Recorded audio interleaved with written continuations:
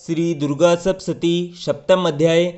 ऋषि बोले, तब आज्ञा पाते ही चंडमुंड आदि असुर आयुधों से सुसज्जित होकर चतुर्गुणी सेना के साथ चल पड़े। वहां पहुंचकर उन्होंने देखा कि हिमालय की ऊंची स्वर्ण की चोटी पर सिंह पर देवी बैठी है और मंद मंद हंस रही है।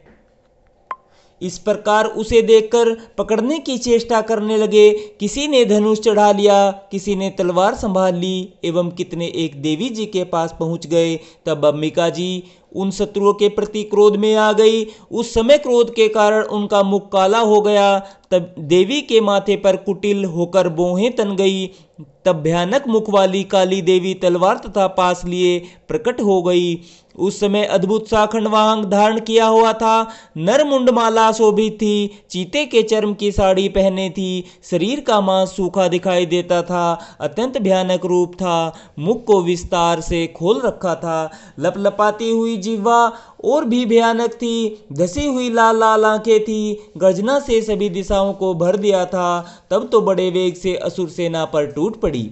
बड़े बड़े असुरों को मारती हुई उनका भक्षण करने लगी। उन पासुर राक्षसों को, अंकुशधारियों को, महावत तथा योद्धाओं को, घंटों के साथ कितने हाथियों को एक ही हाथ से पकड़कर मुंह में डालने लगी। वैसे ही योद्धाओं को, घोड़ों के साथ रथों और सारथियों को भी मुंह में डाल डालकर अत्यंत भयानक रूप से दांतों से चबाती जाती थी।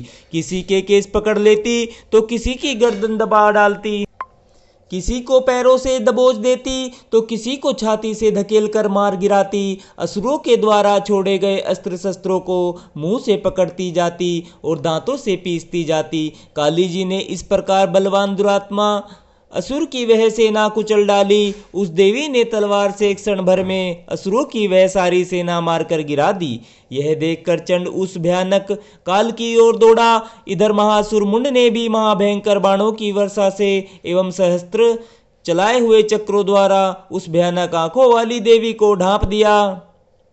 वे अनेकों चक्र देवी के मुख में प्रवेश करते हुए इस प्रकार दिखाई देने लगे जैसे बहुत से सूर्य बिंब बादलों के पेट में समाते जा रहे हो। तब तो जिसके भयानक मुंह के भीतर जिनका देख सकना भी कठिन था, ऐसे दांतों के प्रकाश से दमकती हुई अत्यंत क्रोध में आकर भयानक गर्जना करती हुई वह काली भीषण अट्टहास करने लगी। है करती हुई बहुत बड़ी तलवार लेकर देवी चंड पर कूद पड़ी। उसे बालों से पकड़कर उसी तलवार से चंड का सिर काट दिया।